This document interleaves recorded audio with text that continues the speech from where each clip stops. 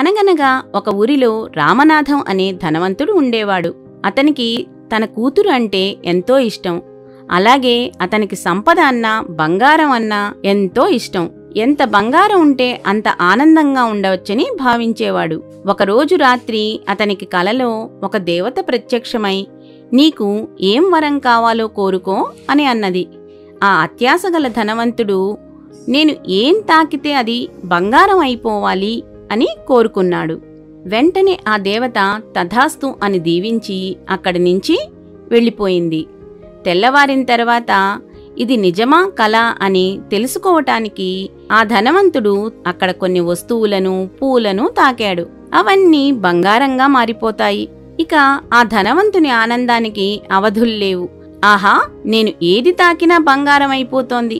ఈ బంగారం అంతా సంపదగా మార్చి నేను ఎంతో ఆనందంగా జీవించవచ్చు అని మురిసిపోతాడు.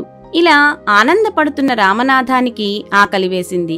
పలహారం చేయటానికి కూర్చొని బంగారు పళ్లెంలోని పలహారాన్ని చేతితో తాకాడు. వెంటనే అది కూడా బంగారంగా మారిపోయింది.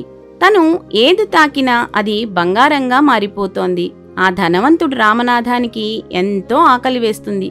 కాని ఏమీ తినలేక అల్లాడిపోతూ ఉంటాడు. ఇంతలో తన ముద్దుల కూతురు పరుగు పరుగున అక్కడికి వస్తుంది. సంతోషంగా ఆమెనెత్తుకొని ముద్దాడాడు. వెంటనే ఆమె కూడా బంగారు బొమ్మగా మారిపోతుంది. తాను ఏది ముట్టుకున్నా బంగారంగా మారిపోతుందని ఎంతో ఆనందించిన రామనాథానికి ఆ ఆనందం ఎక్కువసేపు నిలవలేదు. తన తప్పేంటో తెలిసింది. ఎంతో దుఃఖించాడు, బాధపడ్డాడు. తిరిగి ఆ దేవతను వేడుకున్నాడు, ప్రార్థించాడు. అప్పుడు కరుణించి ప్రత్యక్షమైన ఆ దేవతను క్షమించమని వేడుకొని తన వరాన్ని తిరిగి తీసుకోమని వేడుకుంటాడు రామనాథం. నిజమైన ఆనందం సంపదలో లేదని తెలుసుకున్నావు.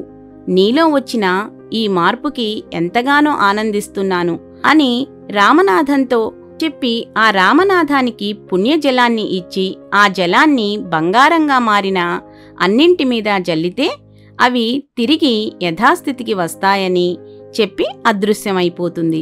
వెంటనే రామనాథం వెళ్లి తన కూతురు మీద జల్లి తన కూతుర్ని అక్కున చేర్చుకొని ఆ తర్వాత మిగిలిన వస్తువులన్నిటి మీద కూడా ఆ నీళ్లను జల్లుతాడు.